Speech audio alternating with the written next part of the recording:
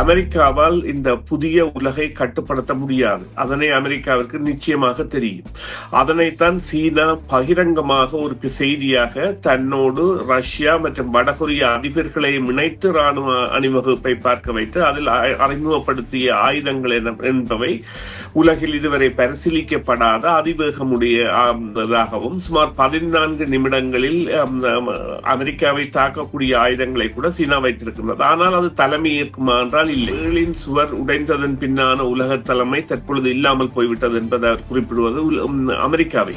கானி அவர்கள் திட்ட தெளிவாக சொல்லி வருகின்றார், உலகின் சக்தியின் முதலாய நாயகன் கனடா, சூப்பர் பவர் எனர்ஜி, மற்றது அதாவது ஏஐ தொழில்நுட்பத்தையும் ஆர்டிபிஷியல் இன்டெலிஜென்ஸையும் இப்பொழுது குறிப்பிடுகிறார். இன்று ஏபெக்கில் பெரிய நிறுவனங்களின் சிஇஓக்களுடன் நடந்த ஒரு 7 நிமிட உரையில் அதை தெளிவாக குறிப்பிடுகின்றார். உலகின் சக்தியின் வல்ல நாடாகவும் அதே நேரம் ஆர்டிபிஷியல் இன்டெலிஜென்ஸில் வல்ல நாடாகவும் கனடா தான் இருக்க போகின்றது என்று. அதை கனடாவுடனான உறவு தெளிவாக மாறுபட்டே செல்ல போகின்றது. சீனா தாராளமாக கனடாவுடன் உறவாடும் என்பதில் எந்தவித ஐயமும் இல்லை. அதற்கான காரணங்கள் இருக்கின்றன.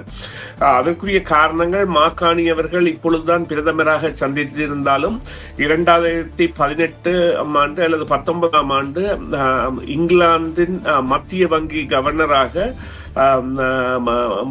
சீன அதிபரை சந்தித்திருக்கின்றார். எனவே 2 பேருக்கும் இடையே ஒரு பெரிய புரிந்துணர்வு இருக்கின்றது. அதை சீன ஜனாதிபதியுடனான சந்திப்பை அடுத்து மாக்கானி வெளியிட்ட தகவலின் அடிப்படையில் பார்க்கின்ற பொழுது கனடாவுக்கும் சீனாவுக்கும் இடையிலான உறவுகளில் கூட மாற்றங்கள் தென்பட தொடங்கி இருக்கின்றது. இதுவும் ஒரு நல்ல சமிக்கையாக பார்க்கப்படுகிறது.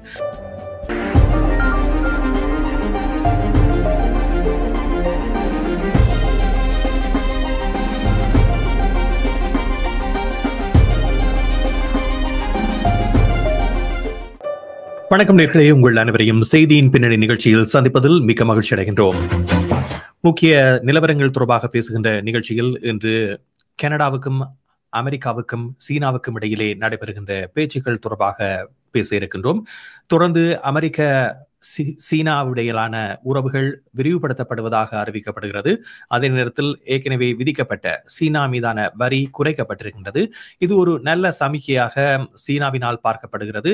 அமெரிக்கா தொடர்ந்து வருகின்ற நாட்களில் மேலும் பல்வேறு விட்டுக் கொடுப்புகளை செய்யக்கூடிய வாய்ப்புகள் இருப்பதாக பார்க்கப்படுகிறது.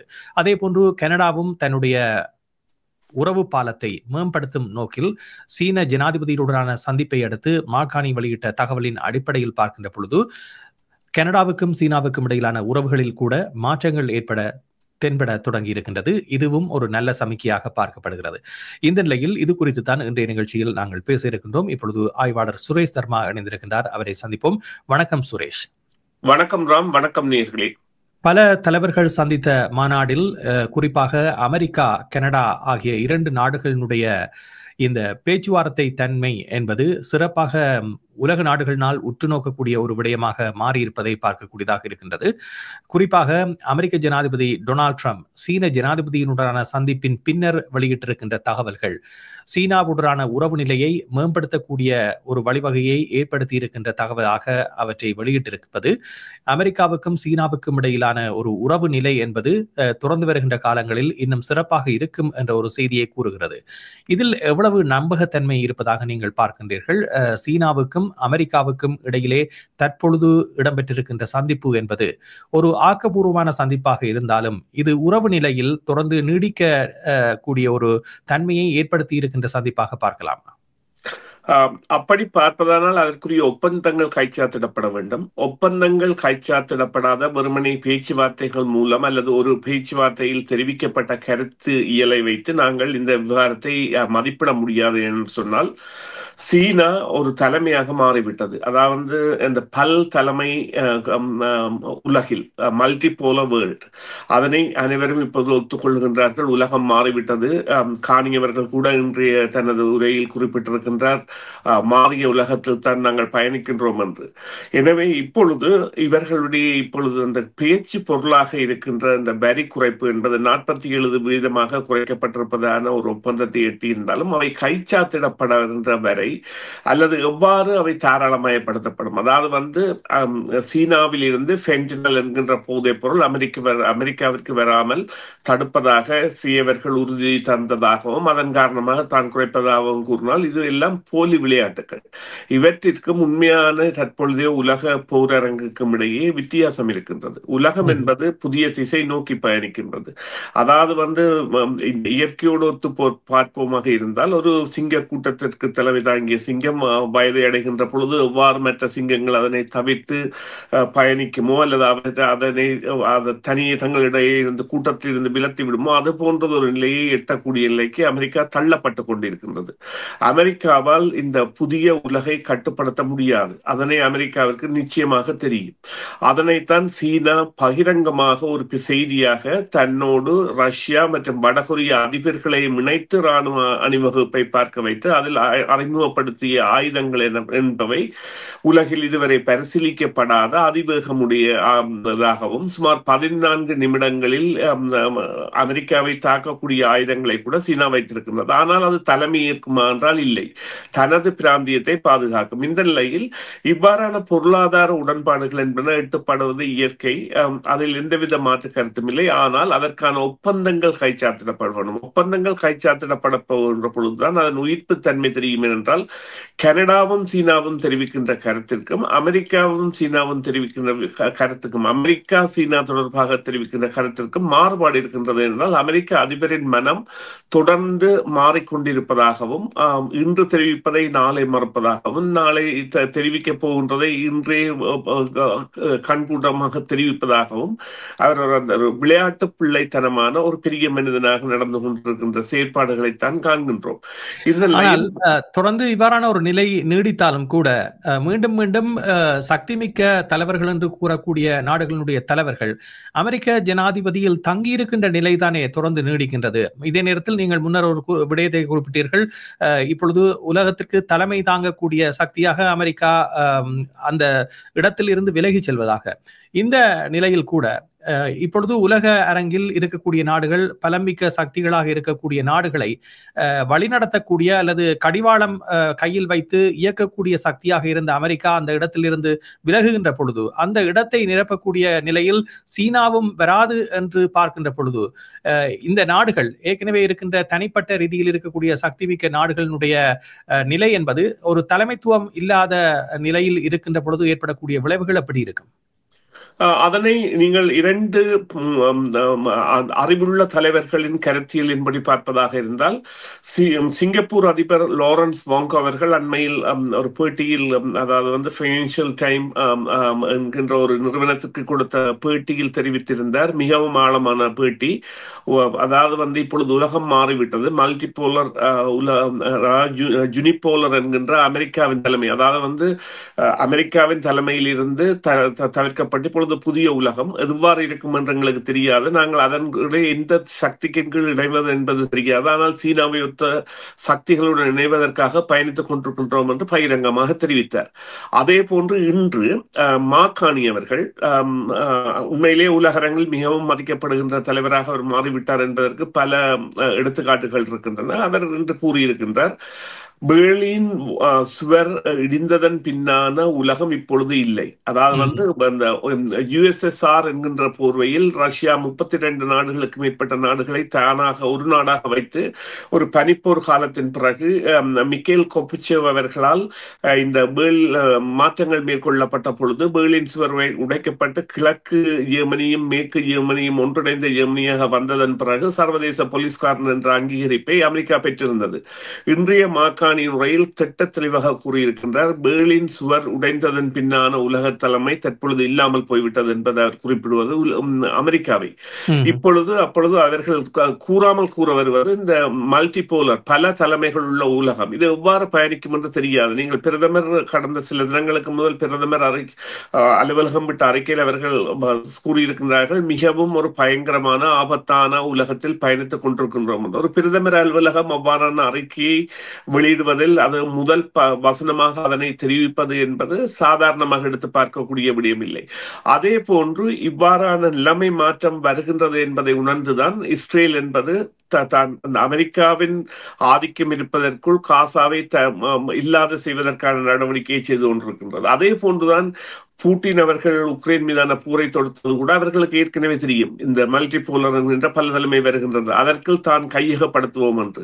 அதே போன்றுதான் டொனால்ட் ட்ரம்ப் அவர்களுடைய 56வது ஸ்டேட் ஆசை கூட பிரிகின்ற உலகத்தில் இருந்து உலகிலேயே அதிக சக்தி வாய்ந்த கனிம புலம் வாய்ந்த நாடாக கனடா இருக்கின்றது. உலகின் 3வது எரிபொருள் வழங்கு நாடாகவும் உலகின் அதாவது கனிம பொருட்களின் தேக்க கிடங்காக இருக்கின்றது. அதை விட ஒரு நாள் கனடா கடலரசனாக வரக்கூடிய தன்மை இருக்கின்றது. எனவேதான் அந்த கனடாவுடனான ஒரு நிலைமையில் அவர்களுக்கு முரண்பாடு வருகின்றது. எனவே இது தெரியாத ஒரு பாதையை நோக்கி பயணித்துக் கொண்டிருக்கின்றோம். அதாவது நாங்கள் இப்பொழுது இருக்கின்ற காலகட்டம் என்பது யாருக்குமே தெரியாத ஒரு உலகம். ஏனென்று சொன்னால் இன்று உலகத்திலேயே 2வது பாதுகாப்பு செலவின வரவு செலவு திட்டத்தில் பாதுகாப்பு செலவினத்தில் அதிகம் வைத்துள்ள நாடு ஜப்பான். ஆனால் அமைதியாக இருந்து கொண்டிருக்கின்றது. அமெரிக்காவுக்கு அடுத்ததாக அவர்களுடைய பாதுகாப்பு செலவின வரவு செலவு திட்ட தொகைதான் அதிகம்.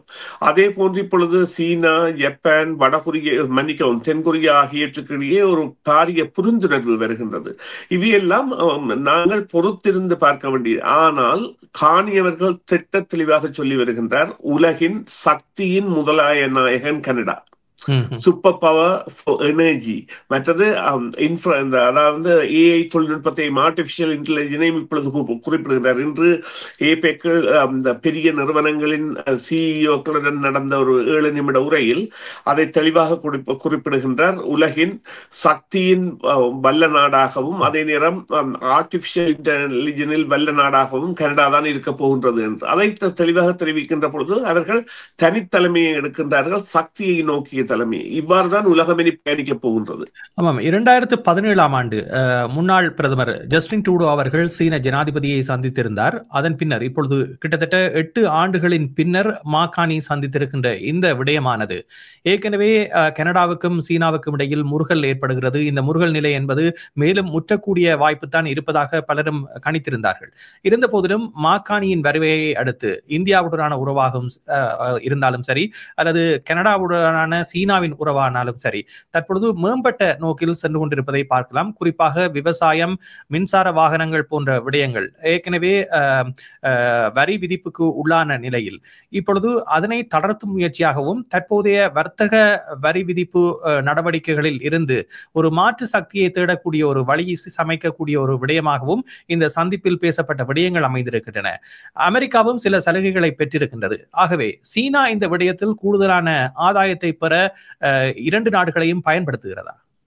இல்லை, கனடாவுடனான உறவு தெளிவாக மாறுபட்டே செல்ல போகின்றது. சீனா தாராளமாக கனடாவுடன் உறவாடும் என்பதில் எந்தவித ஐயமும் இல்லை. அதற்கான காரணங்கள் இருக்கின்றன. அதற்குரிய காரணங்கள் மாகாணி அவர்கள் இப்பொழுதுதான் பிரதமராக சந்தித்திருந்தாலும் 2018 ஆண்டு அல்லது 19ஆம் ஆண்டு இங்கிலாந்தின் மத்திய வங்கி கவர்னராக சீன அதிபரை சந்தித்திருக்கின்றார். எனவே 2 பேருக்கும் இடையே ஒரு பெரிய புரிந்துணர்வு இருக்கின்றது.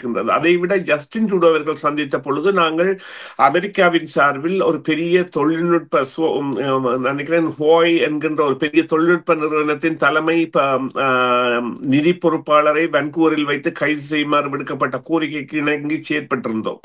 அதற்காக கனடாவை சேர்ந்த 2 பேரை சீனா கைது செய்து தங்களுடைய பாதுகாப்பில் வைத்திருந்தது. அப்பொழுது ஒரு முருகல் நிலை இருந்தது. இப்பொழுதும் இருக்கின்ற நிலையில் சீனாவானது சில அதாவது சட்டவிரோத போலீஸ் நிலையங்களை கனடாவில் வைத்திருக்கின்றது என்ற குற்றச்சாட்டுகள் இருக்கின்றன. அதைவிட சீனா உளவு பார்க்கின்றது என்ற குற்றச்சாட்டுகள் எல்லாம் இருக்கின்றன.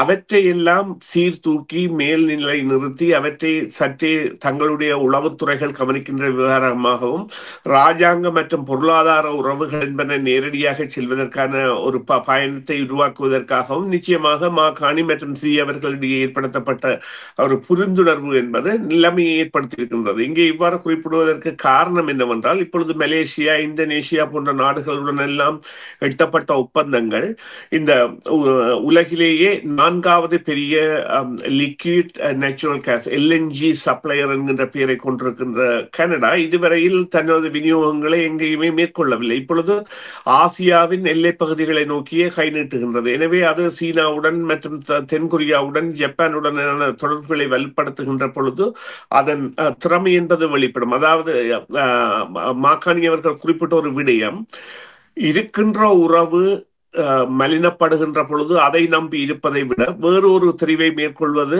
எங்களுக்குரிய ஒரு தெரிவாக கூட இருக்க வேண்டும் என்கின்ற அந்த ஒரு நடவடிக்கையை எடுத்திருக்கின்றார். இந்த நடவடிக்கையை நிச்சயமாக வேறொரு பிரதமர் இருந்திருந்தால் எடுக்கக்கூடிய ஒரு பட்டறிவு அவருக்கு இருக்குமா என்கின்ற கேள்வியை நாங்கள் முன்வைக்க வேண்டும் என்று சொன்னால், இப்பொழுது வரவு செலவு திட்டம் வருகின்ற பொழுது தேர்தலை அதற்கு ஆதரவளிக்காமல் தேர்தலை யாராவது முன்வழிவார்களாக இருந்தால் அவன் அந்த தலைமையை கற்பனை பண்ணி பாருங்கள். ஒரு பியர் பொலிவியரோ அல்லது பியப்பொலிவியர் தான் வரக்கூடிய சந்தர்ப்பம் இருக்கின்றது. அவருக்கு இவ்வாறான ஆளுமை திறன் ஏதன் இருக்கின்றதா என்றால் அதற்குரிய கேள்வியை மக்களிடமே நாங்கள் விட வேண்டும். அவ்வாறான நிலைமையில் இவ்வாறு ஒரு புதிய உலகை நோக்கிய பயணம் என்பது தற்போது நடந்து கொண்டிருக்கின்றது. இது மக்களுக்கு வெகு விரைவில் விளங்கப்படுத்தப்படும் அரசுகளால் ஏனென்றால் அவர்கள் தெரிவித்து வருகின்றார்கள், நேரடியாக தெரிவிக்கின்றார்கள். ஆனால் அதனை பகிரங்கமாக பட்டவர்த்தனமாக ஆமாம் இனி தலைமைகள் எல்லாம் மாறுபட்டிருக்கின்றன என்பதை தெரிவிக்கின்ற ஒரு காலம் வரும் என்பதில் எந்த சந்தேகமும் இல்லை. நன்றி சுரேஷ். நிகழ்ச்சியில் கலந்துள்ளமைக்கு நாங்கள் மீண்டும் விரிவாக பேசுவோம். அடுத்தடுத்த நிகழ்ச்சிகளில் உங்களை சந்திக்க இருக்கின்றோம். நன்றி ராம். நன்றி நேயர்களே. மீண்டும் ஒரு பொழுதில் சந்திப்போம். CMR யூடியூப் சேனலில் இணைந்திருக்கும் நேயர்கள் அனைவருக்கும் எமது நன்றி. காமெண்ட்ஸ் பகுதியில் உங்கள் கருத்துக்களை தெரிவிக்க தவறாதீர்கள். முக்கிய செய்திகள், காணொளி தொகுப்புகள், நேர்காணல் என பலதரப்பட்ட அம்சங்களையும் உங்களுக்காக தருகின்றது CMR யூடியூப் சேனல். CMR என்று சர்ச் செய்து எமது யூடியூப் சேனலை சப்ஸ்கிரைப் பண்ணுங்கள். உங்கள் உற்றார் உறவினர் நண்பர்களோடும் இந்த காணொளி தொகுப்புகளை பகிர்ந்து கொள்ளுங்கள். அருகில் இருக்கின்ற முக்கிய காணொளி தொகுப்புகளையும் தவறவிடாமல் பாருங்கள்.